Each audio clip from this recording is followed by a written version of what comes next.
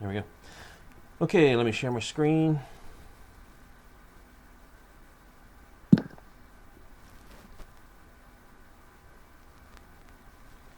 There we go. I'm going to close this. All right. Okay, so as you remember last time, we went through this entire thing concerning migrating of users from source environments to the target environments or target domain. Once you complete this process, then your users, you have newly created users in the target environment, right? But what you need to do next in part of a migration project is to migrate over people's computers and the servers so that they have all the same ACLing, right? All the same user rights and permissions that they had in the source environment. And the way we do that is to use a map of all those migrated accounts that went from the source domain to the target domain. So we reach back, the resource updating manager will reach back into the Atom project and find all the users that we migrated. And it will update and basically just dual ACL everything on those servers or computers. Okay? So the way we do that, after we're happy with migrating our users over, is we come in here to the resource processing and we just launch the application for it. Okay, so here it is. Gives you a little diagram of kind of image of this process 1, 2. You know, it shows you kind of where to go, but it's just an image. So the first part, I'll just start to go through the menu system, and we'll just talk about the few things that are in here that are important. Okay, so the way you're going to do this is you're going to have credentials over the machines, right? You're going to have domain admin powers over any machines or servers that you're doing. So God rights, for lack of a better word. Okay. Yeah. So the way you do that is you come in here and you figure out what you have for both source, because this is a period of transition where sometimes you need that administrative account while it's in the source, and you also need it when it's in the target. So we add both of these credentials, and they'll be used appropriately when needed. Okay. So in this case. Whoops. Yeah, you can see that Bilbo.local, that is my target machine, right? So I just went in there, add that, and I added my source as well. So that's basically it. Now, I used fully qualified here. Some environments like the short name, and I'll show you what I mean. So instead of Bilbo.local, I just go Bilbo because that's my domain name, and /sysadmin, that's my service account that has power over the machines. And then I'll put, let me just back up here. I'm just going to put Bilbo, and then I'm going to, down here, I'll say Bilbo /sysadmin, and my password is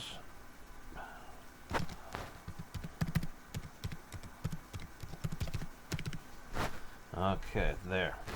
So now I have both the short name of the domain name and the fully qualified. And the reason we do that, like I said, is just because some environments seem to like either this one or that one. So the machine will go through, or the tool will go through, and try to use all these that are in there. Okay. Yeah. In any particular order, or the order you put them in? I don't know what order it would be in. Probably the order you put them in. But there's only 2 per domain, so it's not like it would take a long time to try. Gotcha. All right. So I'm going to go in here. And you do the same thing with the source? Same thing with that. I'm just going to say my short name of Bilbo SRC, then Bilbo SRC /sysadm, and my password.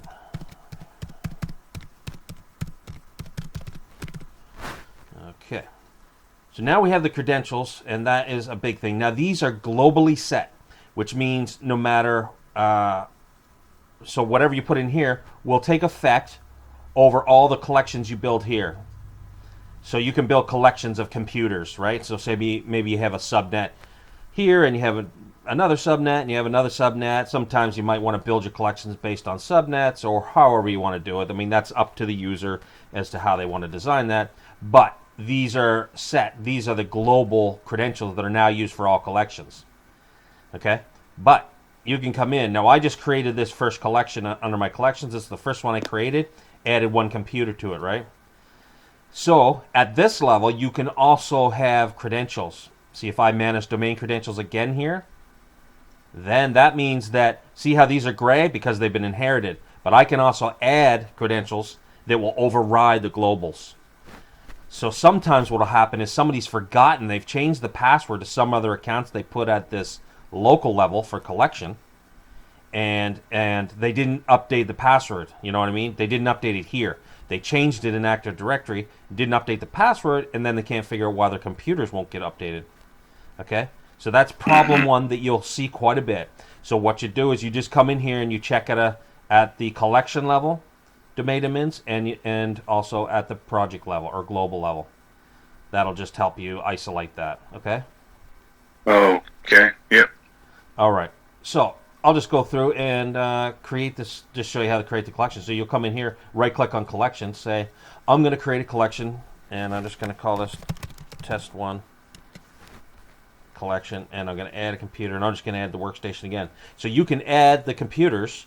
The computer objects can be gotten from Active Directory, or computer browser, or a text file, or from migration project, all these ways, or a single computer, whereas you can just add it, it's a text file. Most of the time, I use Active Directory, provided it browses to it without too much trouble. So there we go. It's found my source and target domain in this case. And then I just go into computers, because that's where, the computer objects are stored, right? So I say, okay, computers, okay. And then it finds all the computer objects that are in there. You can do the entire tree, whatever. Doesn't matter. And I want to find workstation 1. So I'm just going to add that again. Okay. And say finish. So that's it. Now I've got test 1. I've got a collection now.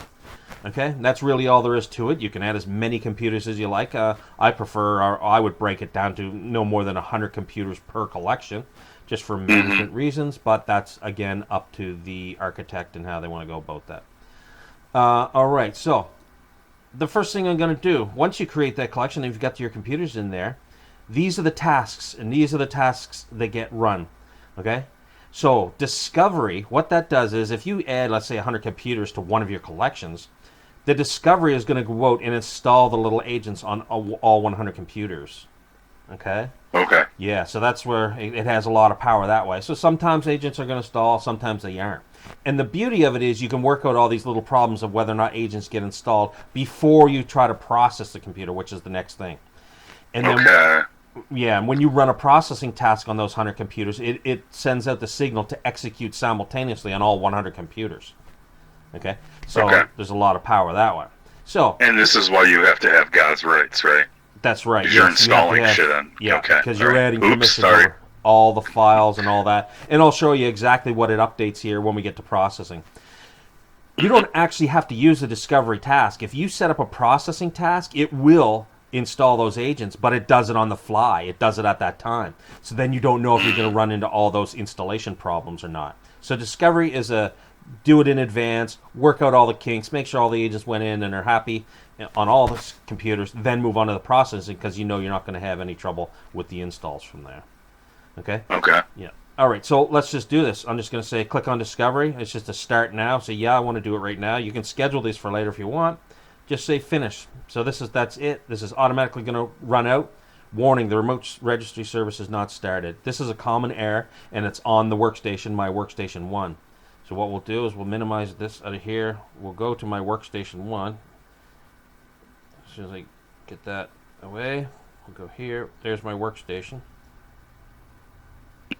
And I just started this because of that error, and it shut down again, which means that there might be, I didn't set it up, but there could be a local policy that closes it down. So that should be running now. If I say OK, just do a refresh here to make sure it's going to stay running. Yeah, looks like OK. And then I'll go back to my console. I'm going to close that too. Go back to my console here. And I'm going to try it again. I'm going to say create task, do it again, discovery. Next, and run. So this is reaching out to the computer. Yeah, and very quickly, it ran out to the computer. Didn't run into any problems, so it installed those agents. So now that agent service is sitting on there. It's a service, and then it also has exe files that run, of course, underneath the service on the workstation itself. Now this computer... So that remote, is that a prerequisite you have to have on all your machines that you're going to migrate here, or yes. okay. Yeah. So when you ran into the problem, did it automatically start it when you got the error message? No, you'll have to start it. A lot of people Okay. have group policies that turn off remote registry for security reasons. So, Gotcha. Okay. yeah, but it'll tell you exactly. It always tells you right here, and it's an easy fix. You just go to the workstation and make sure it's turned on, turn off that local policy, and away you go. Okay. Okay. So it works now. Now I noticed before you ran the discovery, it said the agent status was installed. Did you just run that previously? Is that Yeah. why it would? Okay. Yeah, because I actually have my same computer in this one over here. So Okay. yeah. So test one collection. Yeah. So now that we have the discovery done, right? The next process is to I'm ready now. When you're ready, you want to process a computer, and what the processing does is the updating or the dual ACLing of everything on that system. Okay, so it reaches back to the Atom, finds a list of members, and it goes through all the members that were in my Atom, and it finds any that are on this machine so that it can update. So reassign local group membership, user rights, and object permissions to the target user. So it's just finding it, like I said, and adding it, just basically carbon copying of what was in the source, but for the target environment.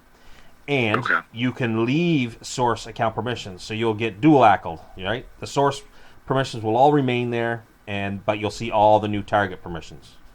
Okay? So both are there, and this is a very good thing. It's defaulted to leave it there because you can always remove the source permissions later.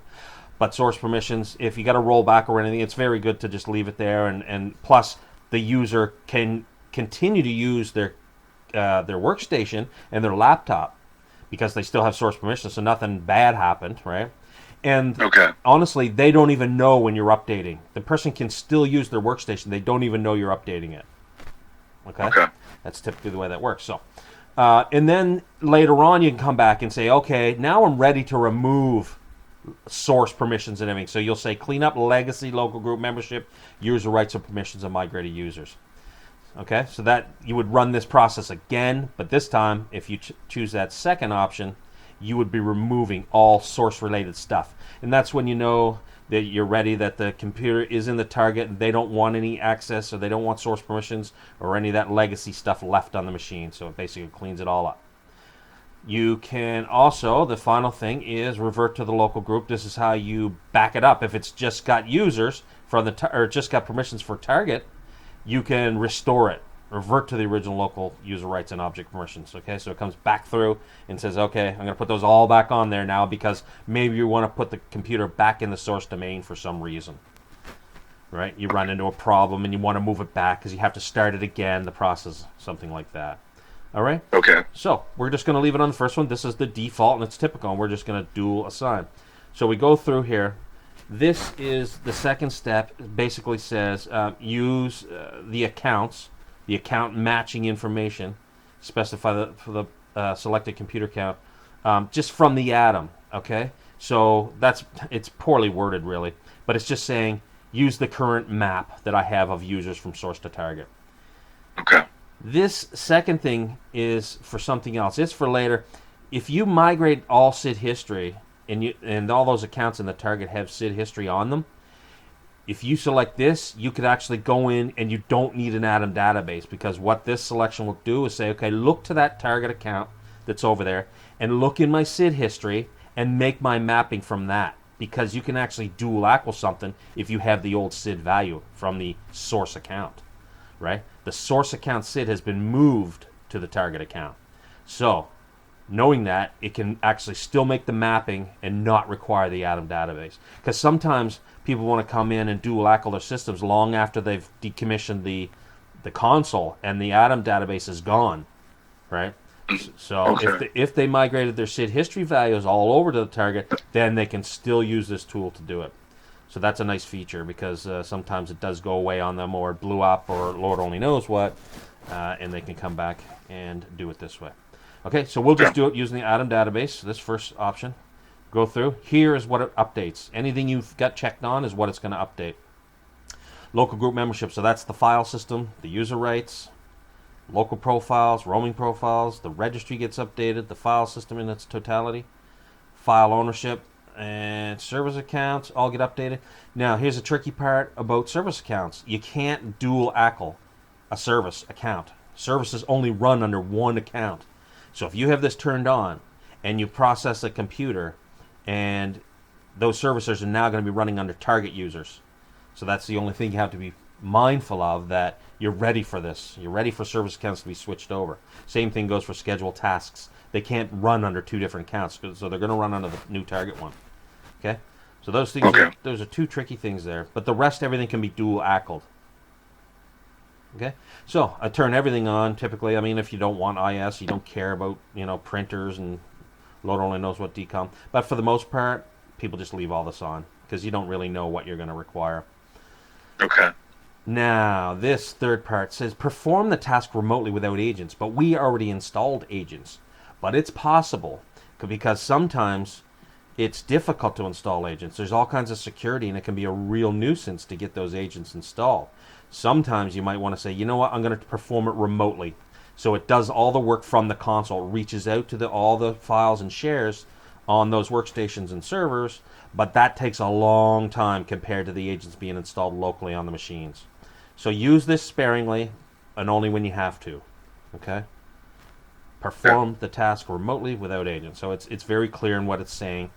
So this run script before task execution, you can have it run a script on the workstation. Something you want to do. Could be anything, right? Anything you want. Local policy work or firewall rules or Lord only knows, anything that can be done in a script can just be run on the machine prior to the processing and updating. And then you can do another one after the fact if you want. So that's up to the architect. Typically we don't mess with anything in this in support. If the script doesn't work, we don't support it. Their guy has to support it, whoever their professional services was, because this product is mandatory professional services for the most part. Now they get waivers all the time and don't have people on site, but it's supposed to be, and they're supposed to have an architect and someone who's controlling this and that sort of thing. Most of the time they don't, to be honest. And this is where usually the life of their project, or just at whoever set it up is at their beck and call. Yeah, well, it's mandatory 2 weeks. Some people always have PSO, or they have at least a PSO on retainer that has hours left, something like that. You have to ask them to say, look, I'm not going to troubleshoot your scripts. I mean, that's up to you. Whoever wrote them is going to troubleshoot them, right? So we just don't do that. Okay? Okay. Yep. All right. Showing progress. This is once the process starts, you can get some real-time feedback of what it's looking at, what it's processing, and kind of how far into it is. Every once in a while, this is one of those troubleshooting things that if you turn this off, it will complete on the workstation. Every once in a while, if you find it hangs or crashes, sometimes turning this off so it doesn't run those statistics and calculations, it will get past it. I'm not seeing this much anymore as I once was, but every once in a while I found if it was getting hung up, turning this off was a good thing. And just go through the execution again, and it completes. Gets your log, and then you can see that it completed okay. Okay, so that's just one troubleshoot. So is that just like a screen that's showing you all the computers it's running on and how long they're taking? Yeah, I'll show you in just a moment. Yep. Okay. Yep. Okay, so we're going to go next. Then you can schedule, you can start now or start at a certain time, so on and so forth. Some computers may not be accessible at the start time. In that case, we should... when should the task be considered failed for 3 computers? Fail immediately or after a certain number of tries for hours. So I'm just going to put it to immediate. Okay. And then you can put a description of whatever you want in there, of course. Specify an optional task descriptive comment for the later reference. So what machine it is and so on and so forth. What you were trying to deal with, whatever. So I'll just say finish, and it drops into its state. Now that's running. And then the status, there we go. It says in progress. It's estimating. That is the checkbox I was speaking of, the turn on and off. If it's estimating, you can show progress here. Gotcha. So okay. There's the list. So see, now it's calculating all these things that it's going to process. So it'll tell you the total entries, scanned, updated errors, etc. Okay. So sometimes I just turn this off. Okay. But I haven't had to in a very long time. Well, let me ask you this: how are you going to turn it off? I mean, you closing it, just closing it now, or no? You have to close it. You close it, and then you go back, reconfigure the processing task again and uncheck the checkbox. Gotcha. Okay. So, I mean, when you said sometimes it gets stuck, what do you do then, even though it's running and stuck? Well, you can right-click and cancel a processing task right here. Okay, and then go back in, uncheck the choice, Yeah, that's and right. try it again. Okay, got it. All right. Okay. All right, so it's still estimating, and now we can go and we can view the logs. There won't be much in there yet, but we'll say, okay, I want to look at the logs and see what's going on for this. Here's my logs. A lot of stuff is already run, obviously. So you find your date of, what time is it? It's on the 8:22 p.m. That's weird. Oh, because that machine is in some other time zone. Yeah. 1, 2, 3, 4. So one of these will be processing task. One will be the discovery task, so on and so forth. So let's just see what this is. It'll tell you at the top, right? Roam control, executing permission, impersonating user, agent already installed. Okay, request agent to start processing.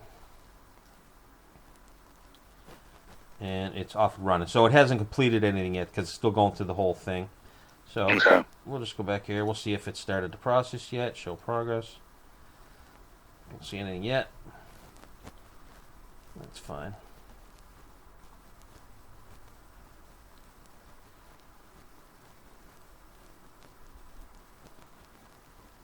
Yes. And delegate. You can, if there is someone you want to hand off upgrading resource, updating computers to, then you go in here and you delegate, permissions for them to have over certain collection levels or whatever, so they could process just those collection levels or the entire project, that sort of thing. So there's a delegation feature. Yeah. You don't really get tickets on that. It's once in a blue moon. It's always those once in a blue moon ones that kill you, though. Yeah. Because you forget how it worked. Yeah, you have to go back for sure. There's a lot of stuff. I mean, you'll always have to go back. I mean, it takes years before you got it kind of mostly memorized. So yeah, there's the add computers to the thing. Export computers to a file if you want to just keep a list of what you had. Yes, custom maps, because this collection C is using the entire list in the Atom project of all users migrated, so it's going through that. But if you want, you can pare it down. You can say operate with just the selected accounts. You know what I mean? So, because, I mean, you could have 100,000 computers, and if you know that I only have 10 computers at a site somewhere, well, you're just going to go find those 10 accounts. You don't want to be listing through 100,000 accounts. That would just be inefficient for the tool. So you can come in here and say operate with selected accounts. And when you do that, this will show you a list of all your migration sessions that you ran.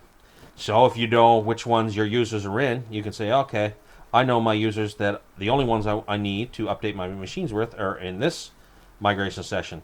Say okay, and it'll show a list of all the users in there. So then you can select them even more, all individuals. Say, okay, just this guy, and say, okay, now you've created a custom map, and whenever you run that against, one of your collections, it's only going to migrate and upgrade this guy. Not migrate, but update. It's only going to do Apple for this account. I'm going to cancel this because I don't want a custom map to be accidentally created, because that would limit what we're doing here. But operate with accounts from a file. You can also import from a file. If you've got a list of accounts already and ready to go, then you just import them the same way. It's basically the same as making a custom map. Okay, you can rename your collection of stuff. Simple stuff. Show only collection from the computer. Simple.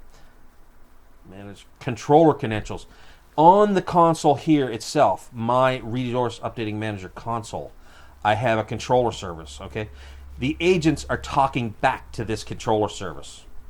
Most of the time it's not a problem. You don't have to deal with it. Just know that it is a service, and sometimes it can give you a bit of a hard time, and you just have to make sure that it's running. Make sure it's started. Make sure it can stop and start easily, so it's not jammed up or stuck or something, right? It's a very simple process, but you rarely run into a problem with that. So I would just say, look to the knowledge base if you run into an error that talks about the RUM controller service. Okay. Yeah. Create agent setup. You can create a resource updating setup to be installed. This whole resource updating manager can be installed on another server, on it in another site. Okay, so we have that ability. I'm not going to go into that too much. We just don't need to get into that today. They'll save that for next session. But just know that the Resource Updating Manager doesn't have to be run from the Migration Manager console. You can launch it from here. That's always available under here, but it can be packaged up and moved off to another site to give to someone else to, handle the updating of all their workstations and servers in their location. Okay.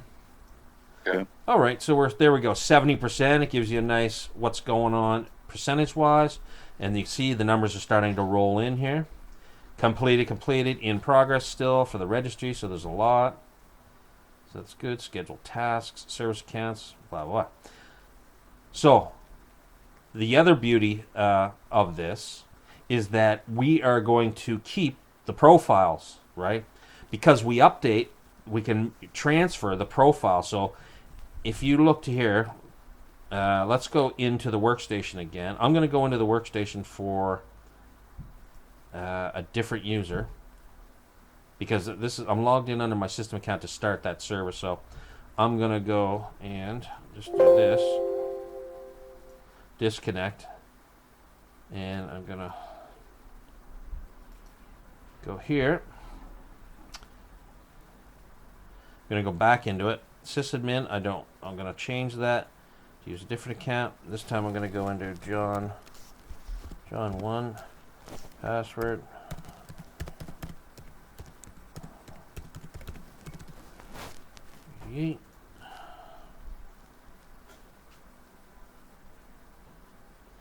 Okay, so this is like simulating the user, right? In other words, this is some normal user who's in the source domain, and I'm updating his computer. I'm dual-acting where that's running in the background right now. So he can log in. He's not even aware of it. I'm just processing his computer. He can continue to work.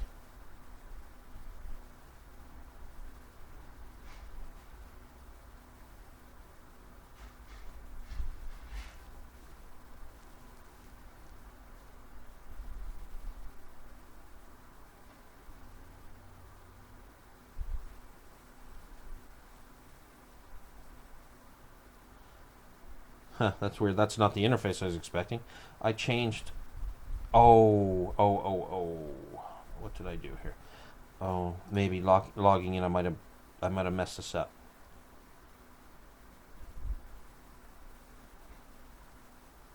I think I'm already in the target domain.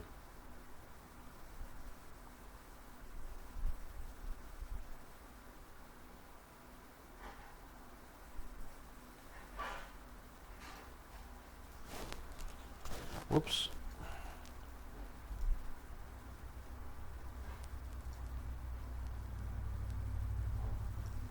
There we go. Let me just see. Everything's okay here.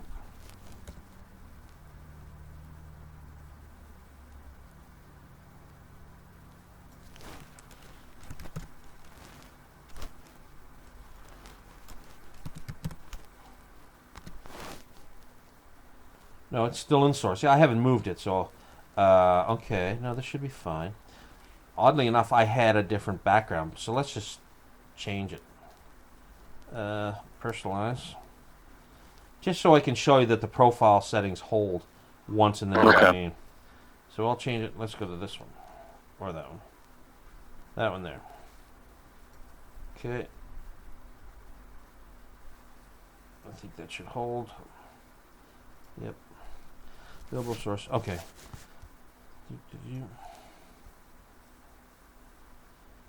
Now I'm going to minimize that. See how we're doing. If I go back to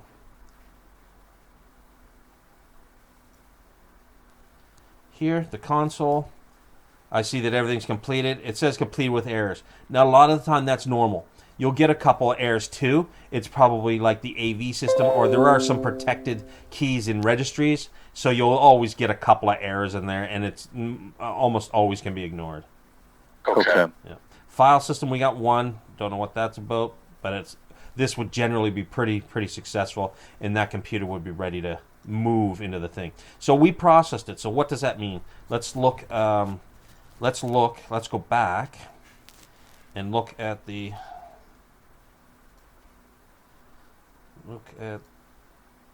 oops, in the workstation and just see what that means here.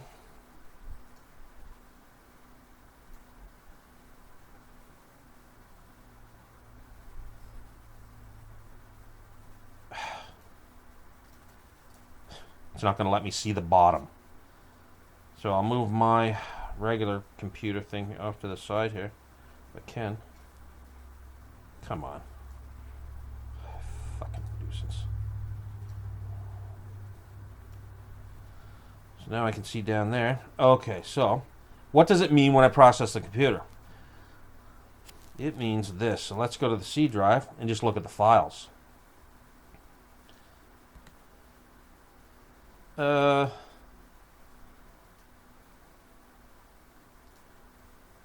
Actually, let's go to users for a minute. Users and system Bilbo, and there's a John guy there. So if you go in here and just look at actual files of the properties, I presume it'll put the same on this security. So we see here, John Ritter, Bilbo source local would have been his original. So the tool came in and said, okay, I see a John Ritter, and we migrated to John Ritter, so I'm going to put his target credentials on there. I'm just going to match it, bilbo.local. Okay, so that's true for every file, every registry entry, every profile, everything that's in the computer will be dual ACLed, and this is what a dual ACL essentially looks like. Okay. So that's it. This computer is ready now to move into the target. So we'll go back to our console, which is right here. And then we can say, all right, right click again on our collection actually, under tasks. So we've done the discovery, which puts the agents on. Now we process the computer. Now we're just ready to move it into the target environment. And that's when they have to get ready to say, okay, the user's going to get a message that their computer was launched into the target environment, and they have to log in and operate out of that environment. Okay, so let's run the move. I select the domain, so it goes out, reaches out, trying to find local domains that I'm going to move it to.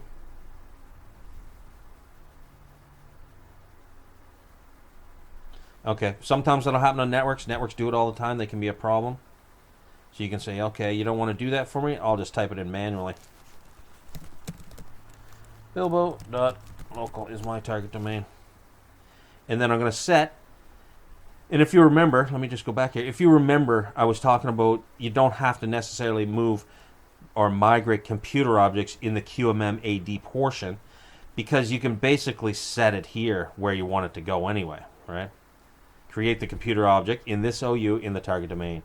So you're just you can put it wherever you want. So I'll just put it in the standard computers, and it'll do that. So this is where a lot of the time we do this now instead of in the AD.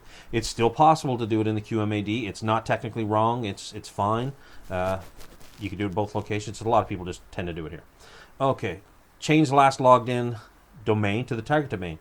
So after the computer reboots, because it will get rebooted by this process of moving it, it will move it in the target domain. And basically what we're doing underneath is simply using the join features of Microsoft. Okay, so we're calling, it's the exact same way or process of doing it manually like they would do it. So if you go in and you join a computer to an Active Directory, we're activating that same mechanism underneath. That's all we're doing. So you can essentially look at the same logs for the move. Okay, so change last login. So this will just switch it over. After the reboot, it'll be in that target domain, and it'll say log on to target domain, basically. We're still preserving the computer account and the source domain, but this is not possible for Windows 10. It's possible for Windows 7, not Windows 10, and moving forward. The security changed with Microsoft, and Microsoft got a little tougher, and they don't like multiple profiles under the same name. Okay, so in Windows 7, you can log on to both source and target domains under the same profile, but it doesn't work the same in Windows 10. Okay, it's one or the other. So once you convert or move this computer, there is no more source profile. This is not going to adhere to that. Okay, so we'll just say that. Grant local admin. So you can put user accounts into the administrative account group on that workstation or that server if you want at this time. And then, yeah, just restart the computer and display the message to the users to let them know your computer will be restarted because it has been joined to a new domain. And when they see the interface come up again, it will be pointed to the new domain, and they just log in, and all is well. It's designed to be a seamless transition, zero headaches for users and whatnot. So the computers, there's no downtime because we process behind the scenes, and then we move the computer. They've been warned to just log in, and everything should be the same for them in an ideal world. Okay, and who's doing this? This is the agent doing this, right? This is the You're agent. basically giving the instruction to the agent on the machine. That's right. Yep, we're reaching out. We have a vmover.exe, and it handles processing, and it also handles some of the move here. So perform the task remotely without agents. For some reason, that's checked on checkbox. That's a little bit weird that it's defaulted to that. We can use it or not. In this case, it'll use the agents. So I'm just going to do that. Start now. And finish. And if we watch, if we go back to the workstation, we'll watch it get rebooted. See? You're about to be signed out. So this is what the user sees. Okay. Yep, your computer will be restarted because it's been joined to a new domain. That's the message. They'll say close, and then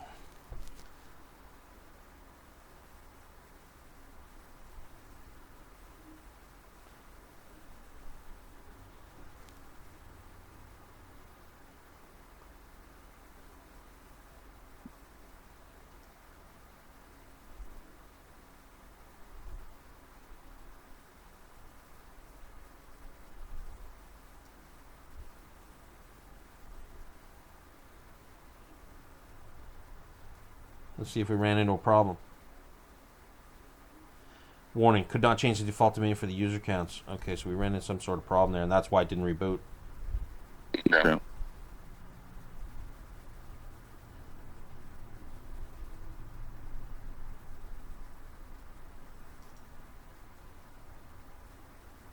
Could not change the default domain for user accounts. Huh. That's weird. View logs. And here we have a timestamp again, which would be 840, which we go down to 840, 839. There it is. This is our move log. So you come in here. This is where you get your logs, and you start your troubleshooting. Mm-hmm. Okay, so resolving DC for Bilbo. So it found the target DC. DC resolved to this actual fully qualified. DC, perform move, checking local remote, reading current host domain, joining computer to domain Bilbo, migrating Windows, BitLocker drive encryption information. So we do migrate BitLocker stuff. That's for, hard drive encryptions. Okay. Yeah. Disabling account workstation 1 from Bilbo. DC1.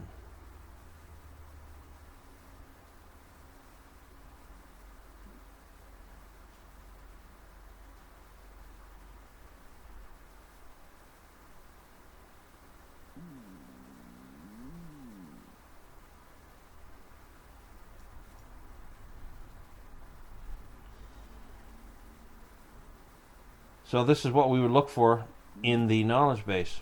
But I gotta say, I don't recognize exactly this particular problem, so that it's kind of strange. Usually, I don't know why there'd be any problems. But that's where you started. So we don't want to get bogged down in the weeds actually trying to troubleshoot during the session. This is more about high-level information. But so it would move, and that's what would happen. That would reboot. It would come back up. You would see that it still has all the same profile when they log on. So as I said, it's seamless to the user. That's the way it's supposed to be. It's a coexistence product. So no matter all the work they're doing in the background, does not have an impact. Zero impact on the users. Okay. Okay. Yeah. Now, Bill, if you were to restart this manually and not have the agent do it, is it going to log you into the new domain, or are you still in the source? I'm still in the source. It didn't move it because it didn't move it. Okay. It blew up. Right. Yeah. Pretty sure. Okay. Yeah. It's weird that you have to change the logging on the logging, like what file? It's like, right. It couldn't find a file. Okay. Yeah. There we go.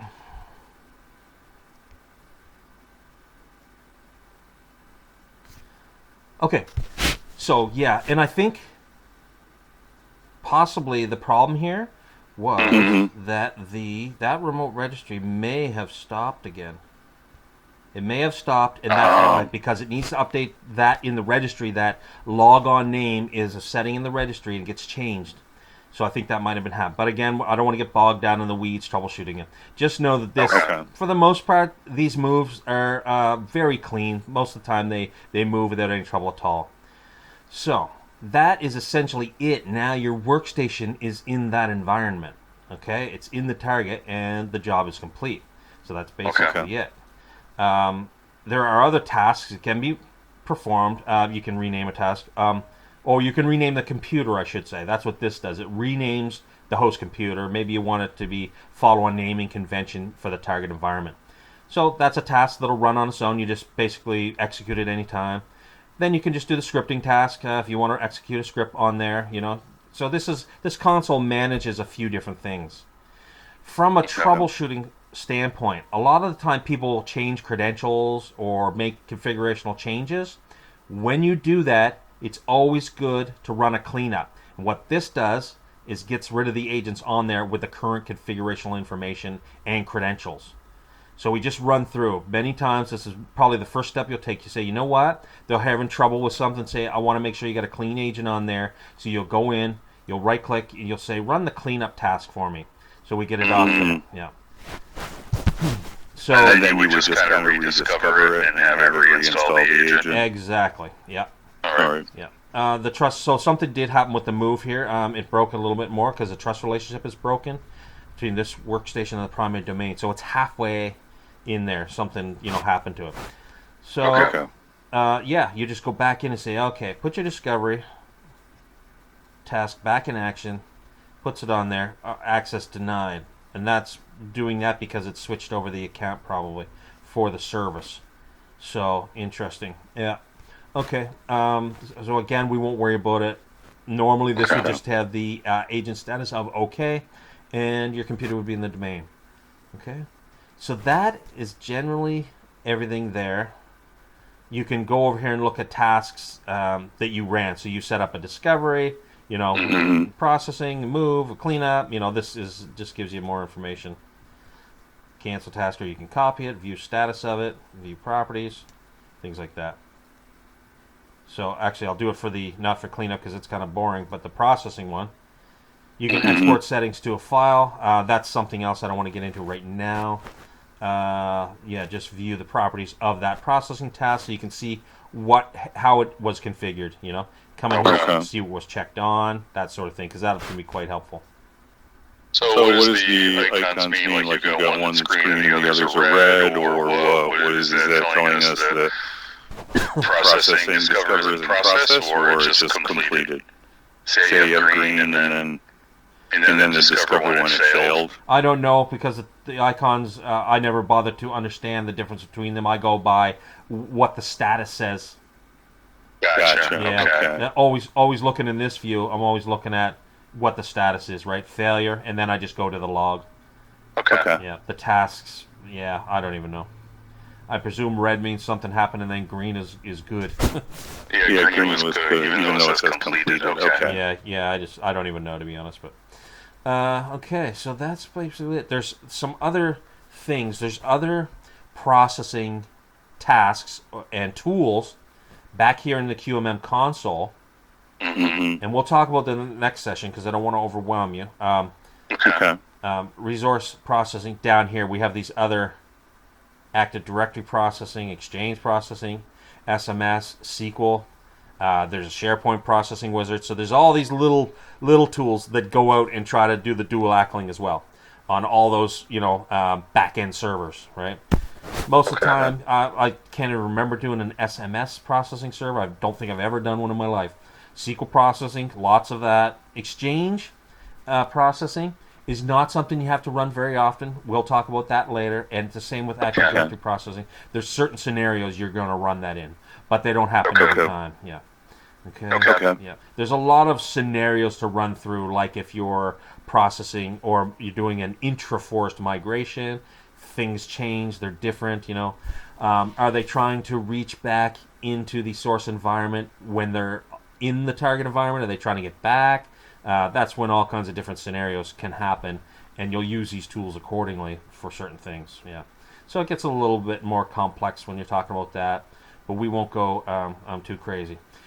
I will say this: if a lot of the time we're always dealing with the migrated users. What got migrated, and is it there? So let's say you were having a computer that wasn't getting updated in your resource updating manager, and you didn't know why. You might want to come and check what's in the Atom database. Say, well, let's check first that Atom database to make sure that the files or the computers you're talking about, or not the computers, sorry, but the users themselves have been migrated and are in the project database. Because if they're not in there, then the computer's never going to update, right? Okay. So you can come in here. This is all. The INI file will basically be the same for all these wizards. You can set it to any one of these, but the INI and the project users is going to be the same for any one of them. So in the interest of just looking at users to see what was migrated with QMMAD, you can just call this anything and put it on the desktop. Just say save, so it's ADP. That's fine. Just say OK. And now it's exported that to the desktop, and we will see it right, ADP, right here. Double click it, it's a text file. And here is a list. And you will see that you can see my, those are my domains actually, Bilbo source. So it gives the source domain and the target domain, and then it starts to give your users. So there's my source user. Okay, so and there's SAM account names. So just come in here and look for the SAM account name and say, okay, yes, your user is here, so it should be processing the computer, and move on to the next possible resolution. Okay, you will do this a lot. You will look in this file for the users to make sure they were migrated. It's too difficult to go back to all the migration sessions to try to prove that. You know what I mean? So we're frozen everybody in this INI file? Yes. Yep. Everybody's in there. You're doing like hundreds of thousands of people, or what? Yeah, sure. That INI file will be there. But you can, like I said, when you're resource processing, you can use the custom map. Whoops, let me go back here.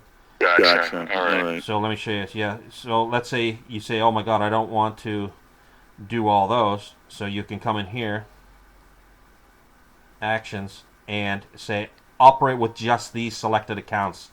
So that's when you're going to pare it down. It's called a custom map. So we normally have the full map of source to target users, and then when you want to customize it, you're just basically paring it down to something. Yeah. Got it. Okay. Now remember, when you're using custom maps, you have to come in here and delete it. There'll be a delete custom map after you create one in here. An option to delete, so that you get back to the full amount of users, right? Just be mindful of that.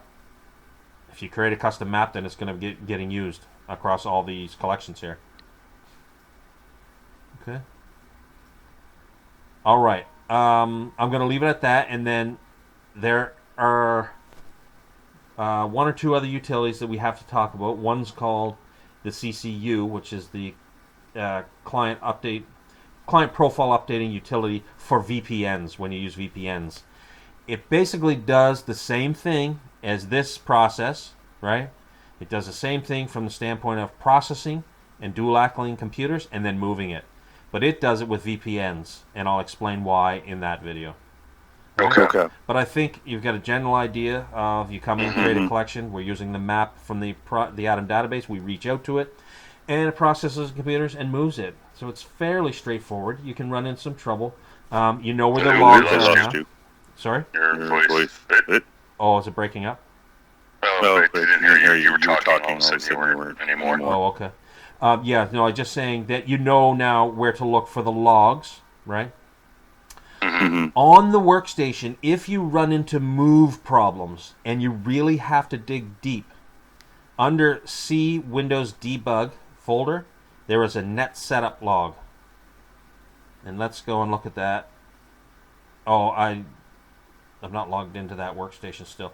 Well, I'm just gonna leave it at that for now. So it's the C Windows Debug directory, and it's called netsetup.log.